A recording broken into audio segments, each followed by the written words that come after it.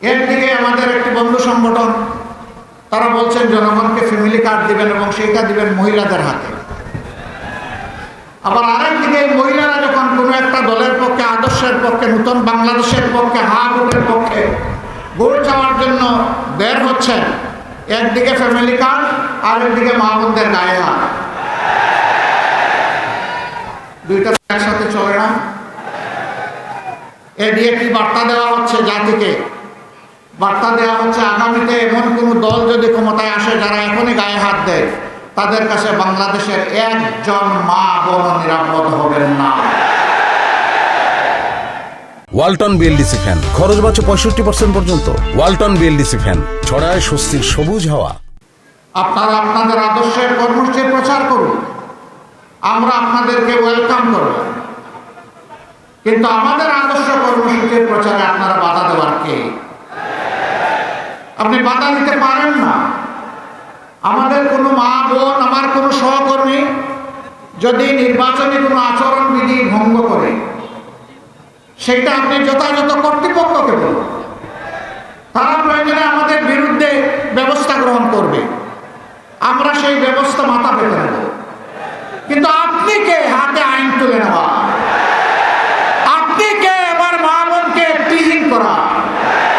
আপনি কে আমার মা বোনদেরকে বেশি করা? আপনি কে তাদের গায়ে হাত দেওয়া? এই গণভোটে বাহ্যিকভাবে যাই হই, ভিতরে ভিতরে কেউ নাখুশ। এই গণভোট হলে আর ফ্যাসিবাদী কায়দায় দেশের শাসন শাসন চালানো যাবে। এই গণভোট হলে জনগণের সম্পদের উপর হাত দেওয়া যাবে না।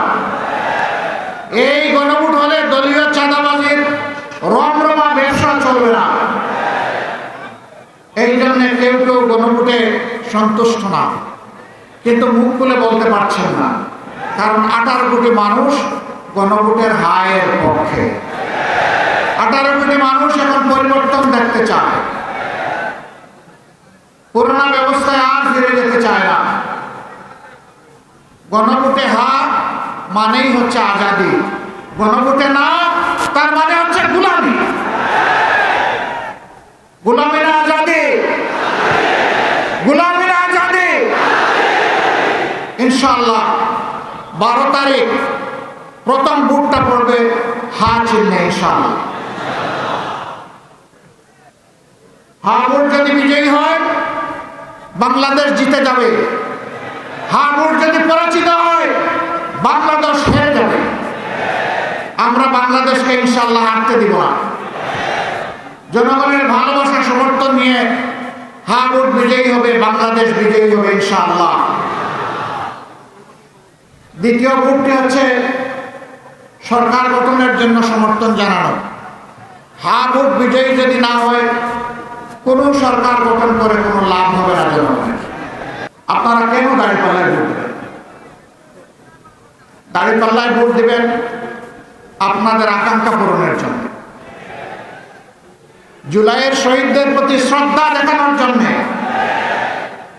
জুলাইয়ের যোদ্ধাদের সম্মান জানানোর জন্য,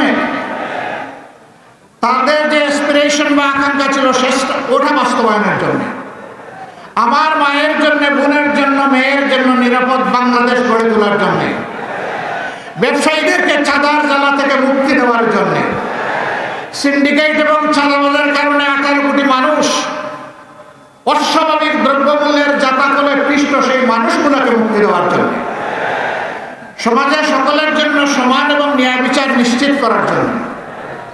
আপনারা বলবেন এত সুন্দর সুন্দর কথা বললেন, আপনারা ক্ষমতায় গেলে এটা বাস্তবায়ন করবেন, তার কোনো প্রমাণ আছে? আলহামদুলিল্লাহ আছে, আলহামদুলিল্লাহ আছে। আমার ছোট ভাই এখানে বলে গেছে 2001 থেকে 6 আমরা একটা সরকারের ছোট্ট অংশীদার ছিলাম। 2 জন মন্ত্রী, 3টা মন্ত্রণালয়। তারা তাদের 20টা আঙ্গুল সম্পূর্ণ পরিচ্ছন্ন রেখেছিলেন। তাদের আঙ্গুলে কোনো ময়লা লাগে নাই, তারা সামান্য কোনো স্বজনপ্রীতি দেখান নাই। তারা যোগ্যতা এবং দক্ষতার ভিত্তিতে যার যেটা পাওনা সেটা তাদের হাতে তুলে দিয়েছে।